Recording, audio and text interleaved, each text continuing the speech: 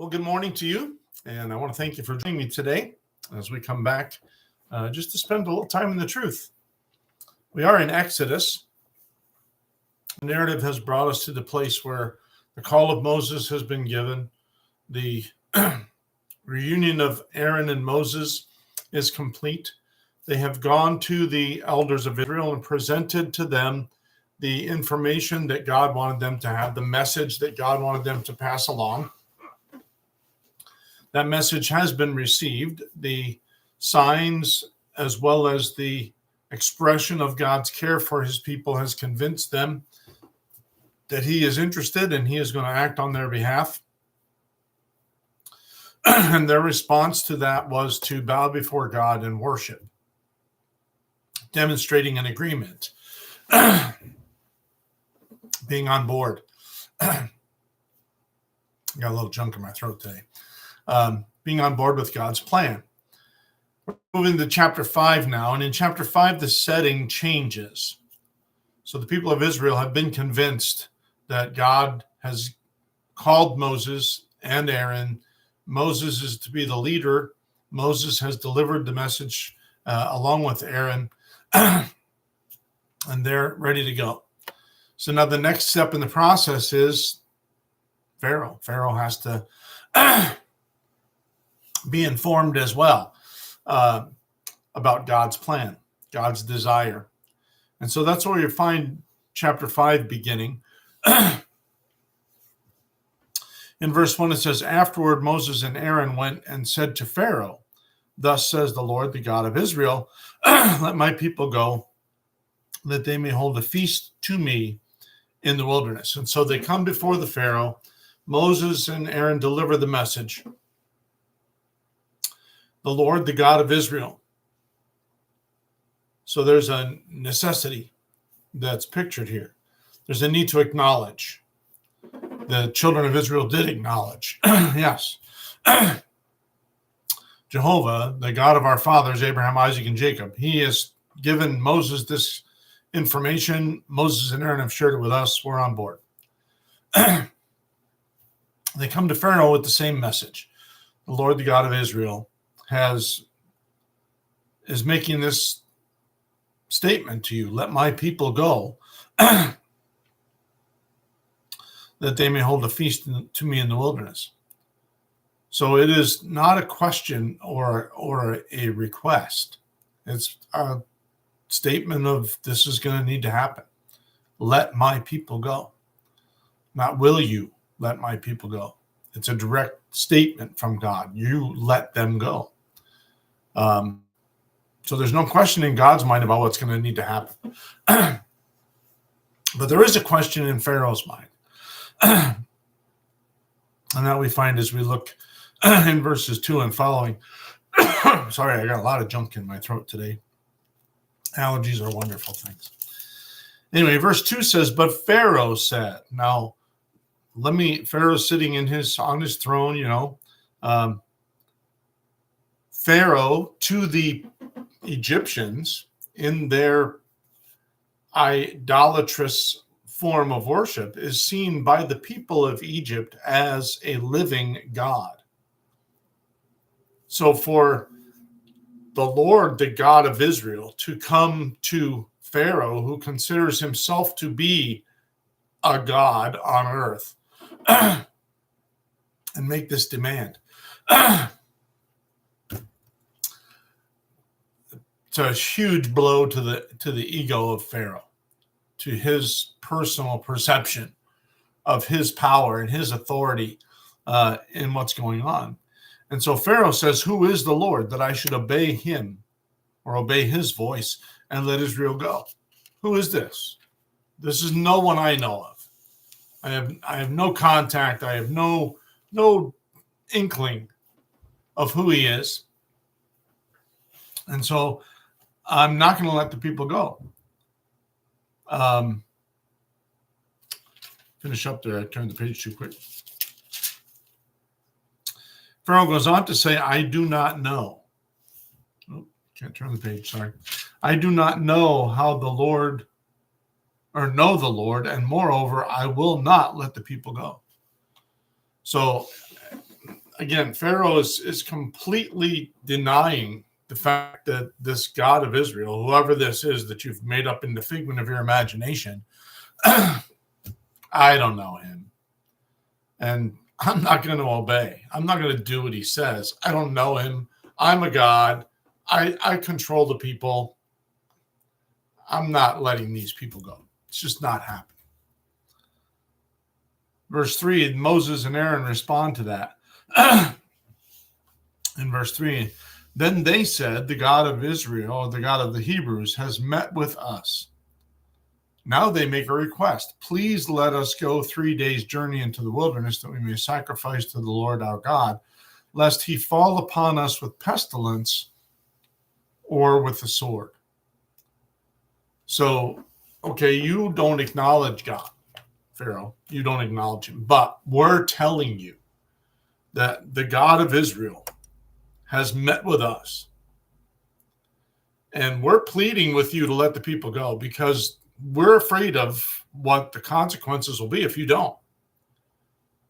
And the consequences that could fall upon us are these two things, pestilence or the sword.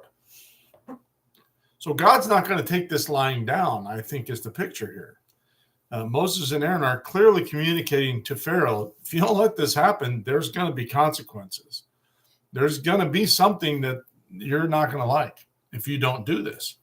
So we're pleading with you now to obey. We're pleading with you to do what God said, because there are repercussions if you don't. There's going to be trouble if you choose not to. The king didn't come to the same conclusion, or the Pharaoh, king of Egypt, Pharaoh, same guy. He draws a different conclusion in his own head. Since he's not acknowledging God, he's focused now not on God's command, but on the idea that you guys think you have time enough on your hands to take a journey and make this sacrifice. Well, obviously, you're not busy enough. It's the conclusion that Pharaoh comes to. Verse 4, but the king of Egypt said to them, Moses and Aaron, why do you take the people away from their work?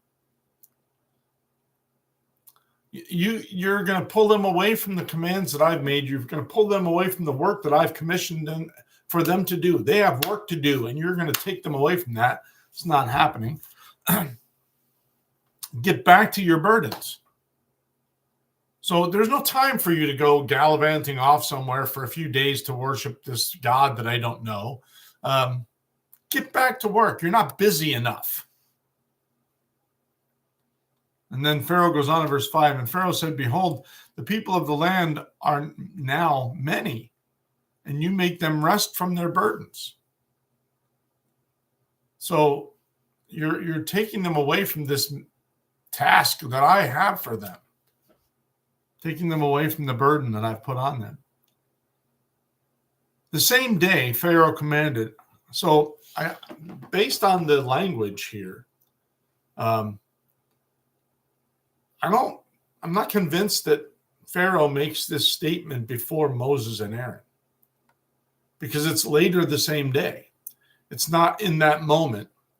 So the Pharaoh realizes, well, hey, they feel like they've got time to go and do this thing. And so it appears as though, because of the language, the same day, later on that day is what I believe it pictures here. So Pharaoh had a little time to think it over. Boy, these people aren't busy enough. I'm going to have to make it more difficult for them so that they've got enough work to keep them busy, because they are many. And we need to keep them active and doing something constructive for us. We can't just let them have whatever their whim is. And so the same day, later on that day, is the picture, I believe, Pharaoh commanded the taskmasters of the people and their foremen. So Pharaoh calls together the slave drivers, the commanders of the people of Israel that drove them, told them what to do. They were overseeing them. And he says to them, you shall no longer give the people straw to make bricks, as in the past, let them go and gather straw for themselves. But the number of bricks that they made in the past, you shall impose on them. You shall by no means reduce it, for they are idle. So that's the conclusion. Pharaoh came to this conclusion. They don't have enough to do. I got to give them some more to do. So we used to give them the straw. We used to provide that for them. And they would just take it from, then they had all the raw materials they needed to put things together to make the bricks. Well, since they got time on their hands, we're going to change that scenario. And we're going to give them the responsibility to get their own straw. We're not going to provide it for them anymore.